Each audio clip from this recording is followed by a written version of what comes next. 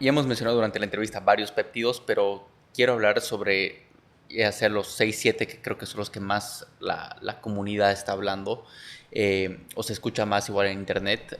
Por ejemplo, el BPC 157 creo que es uno de ellos. Háblame un poco de estos diferentes péptidos y de ahí vamos partiendo.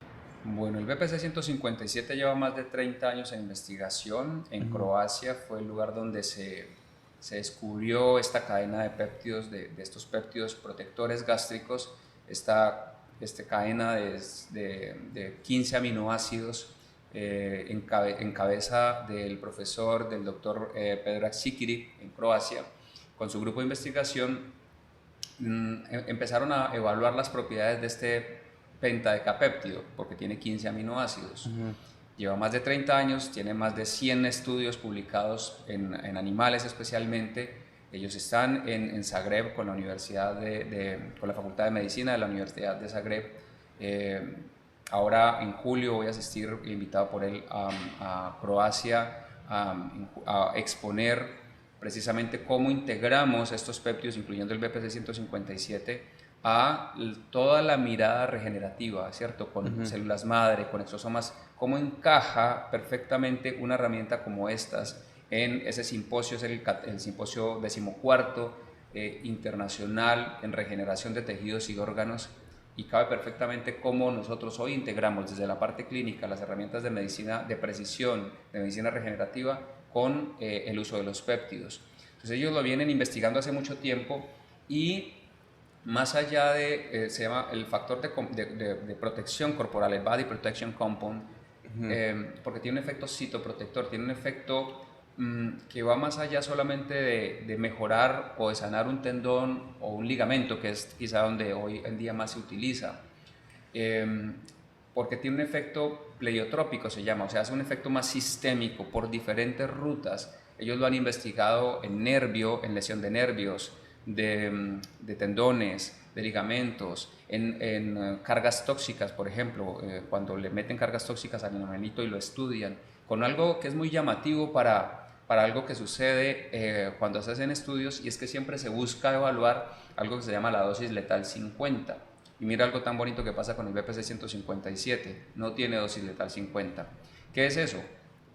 Es la dosis a la cual el 50% de los animales se mueren. Y en este caso han puesto dosis y más altas y más altas y más altas y no se ha muerto ningún animalito. Entonces no hay dosis letal 50.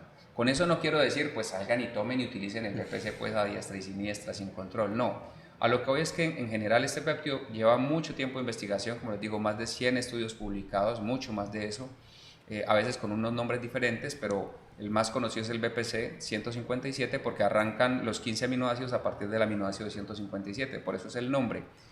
Pero está mucho más estudiado por el aumento de la vascularización y ese efecto pleiotrópico es en el cuidado, en el mantenimiento de nuestro sistema.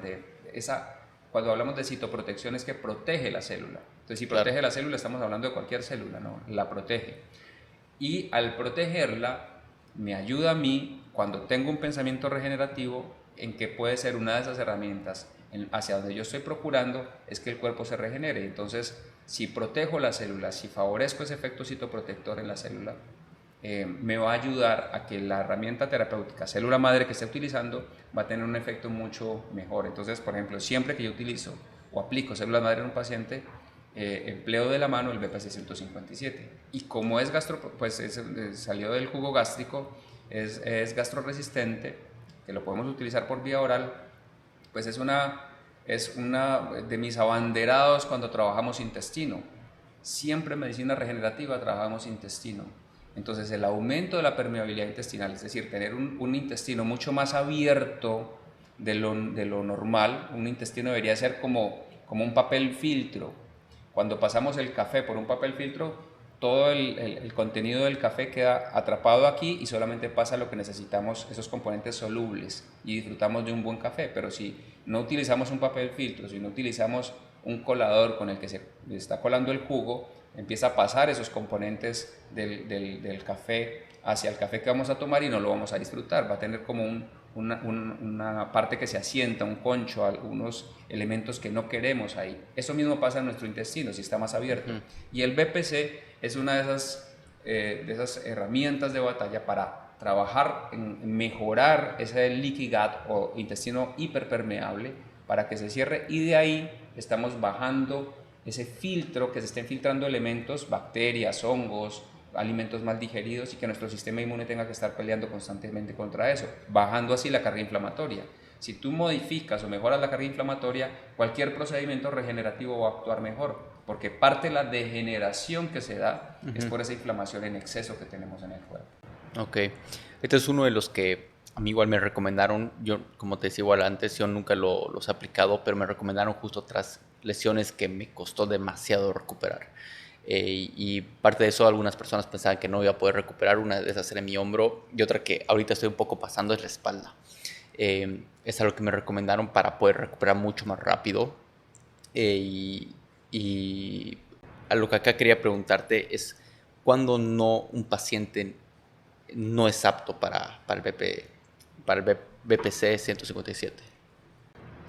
Como estamos estimulando la proliferación vascular a través de este péptido, pacientes con cáncer o que tengan cáncer reciente o que tengan algún tumor que todavía no sabemos si es cáncer o no, pues no estaría indicado, porque parte del crecimiento de un tumor se da por la proliferación de vasos sanguíneos, entonces no podemos como sumarle un elemento adicional a eso. Definitivamente en embarazo o en lactancia pues no utilizamos ni siquiera muchos suplementos dietarios, entonces mayormente con ese tipo de péptidos pues no vamos a utilizarlo en ese tipo de personas. Personas que por ejemplo tengan un componente mental no muy bien asentado, el que está muy ansioso por, no es que quiero ya porque me quiero mejorar de esto, pero tú le ves un grado de ansiedad muy alto, quizá no va a ser el péptido más adecuado porque no vas a alegrar las expectativas que vas a tener en ese paciente. Pero como contraindicación definitivamente en pacientes con cargas tumorales o con embarazo pues no está indicado. Esos serían como los principales. Para eso, un estudio tumoral previo. En parte puede ser eso, ¿cierto? No es que, o sea, por ejemplo, una persona joven como tú lo quiere utilizar, pues a ti no te voy a hacer una carga tumoral por tu edad, porque te cuidas, etcétera.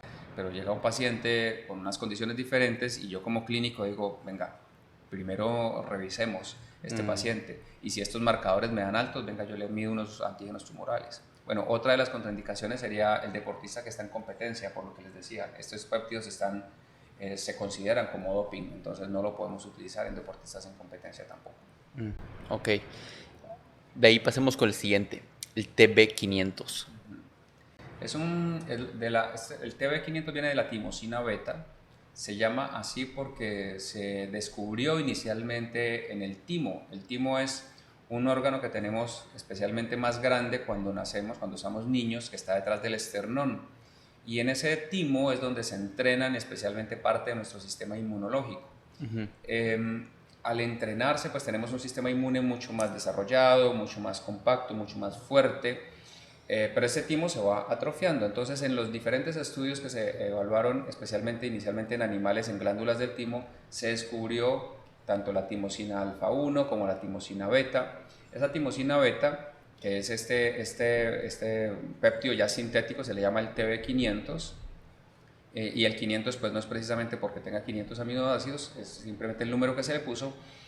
Tiene un efecto muy bonito que ya sabemos, si bien se descubrió en tejido del timo, y por eso le llamo timosina, no es un péptido exclusivo o solamente del timo, está en muchas células de nuestro cuerpo. Y esas células de nuestro cuerpo participa un componente que se llama lactina, que ayuda a que las células migren, o sea, las células no están quietas ahí. Nosotros tenemos células que migran, o sea, por ejemplo, necesitamos reparación en este lugar. A través de los vasos sanguíneos, las células migran a este lugar y llenan este lugar de células que van a favorecer esa reparación de ese tejido. Esa migración de las células está dado por ese esqueleto, por ese tejido, ¿cierto? Por esa actina especialmente. Entonces, la timosina actúa especialmente a través de esa actina para favorecer la migración celular. Entonces, queremos que un tejido se repare, favorecemos la migración de células a ese tejido, va a haber mejor reparación. Es como, así grosso modo, como actuaría la timosina beta o el TB500. Perfecto.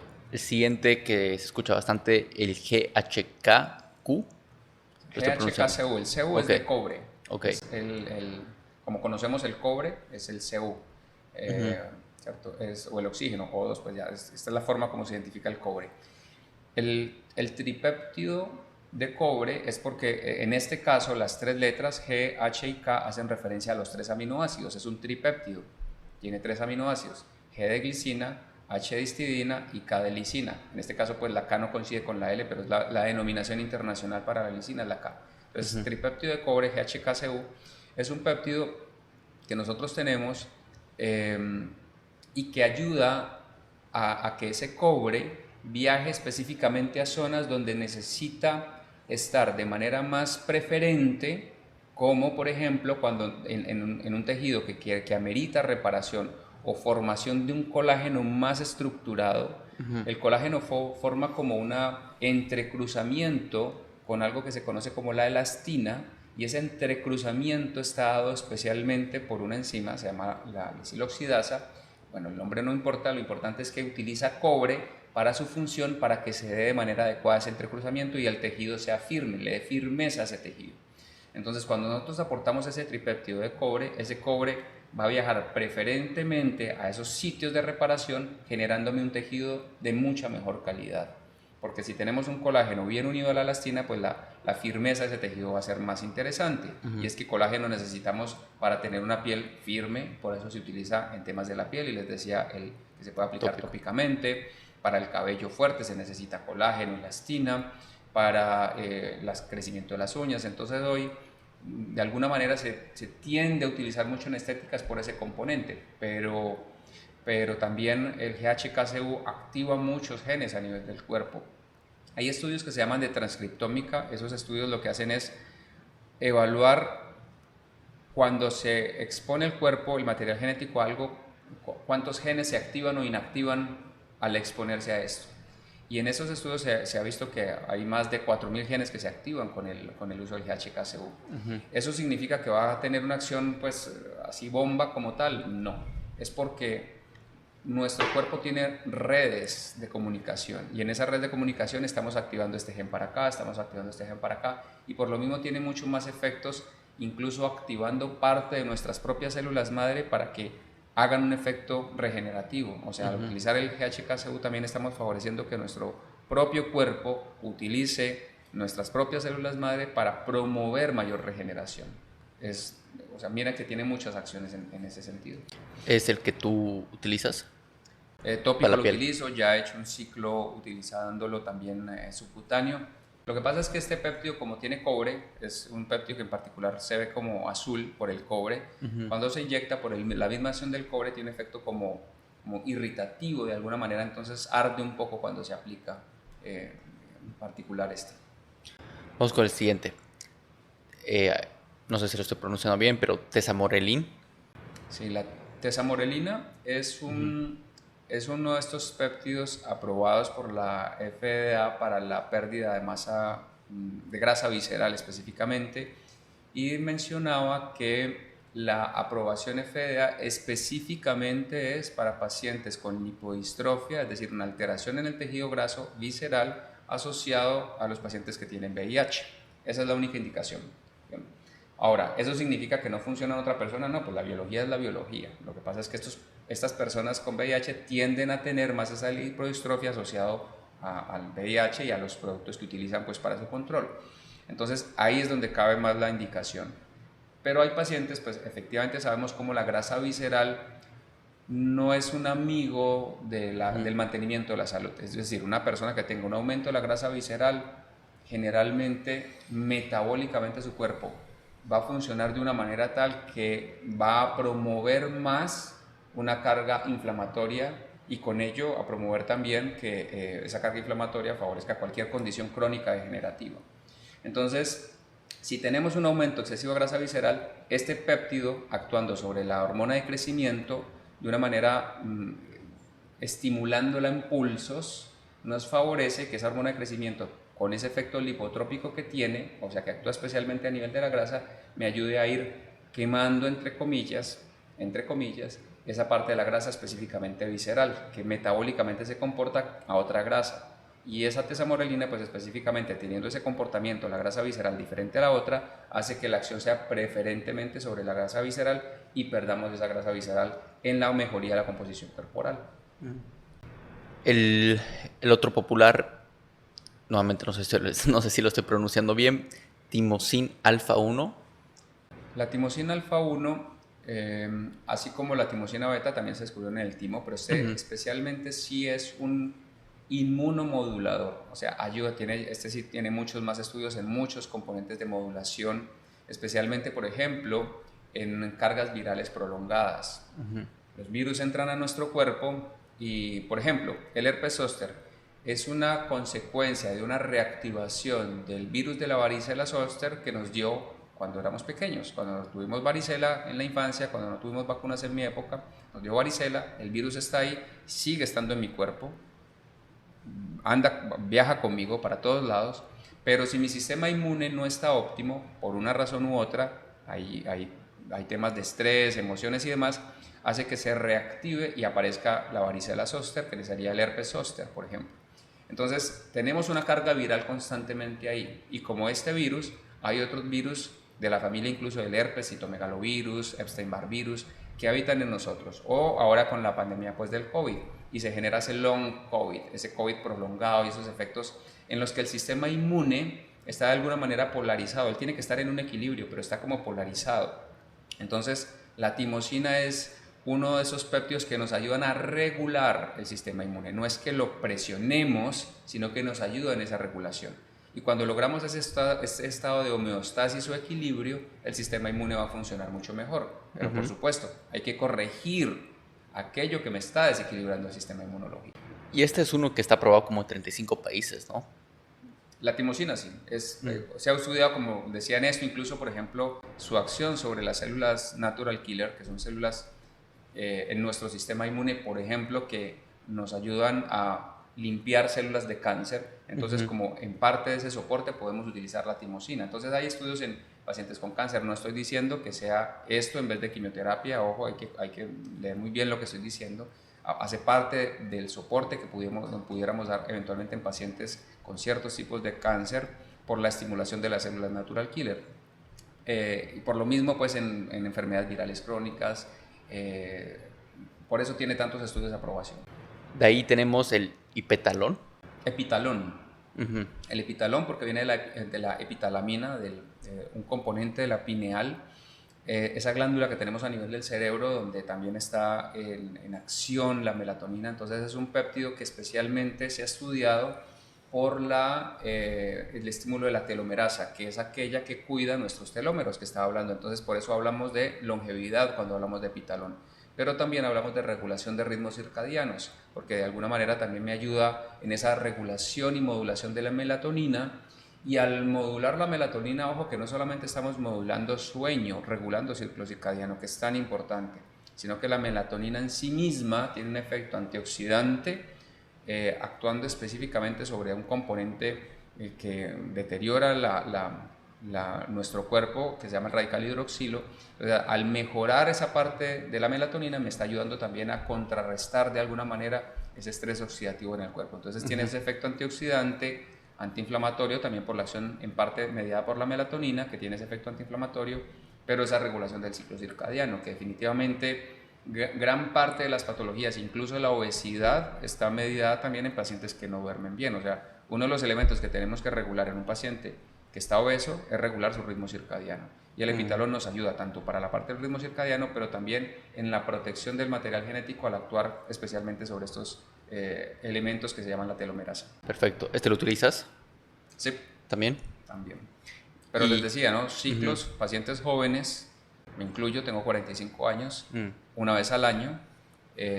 Mayores podemos utilizar hasta 2 veces al año. Lo que pasa es que una cosa es la edad cronológica, otra cosa es la edad biológica, pero también sabemos que con la edad biológica es un componente, con la parte cronológica definitivamente hay hormonas, coenzima Q10, NAD y otras cosas que van hacia abajo. Entonces, en longevidad, ¿qué queremos? Mantener esto de una manera más óptima. ¿Qué tal, mi gente? Si disfrutaste de este momento, puedes hacer clic justo aquí para ver la entrevista completa.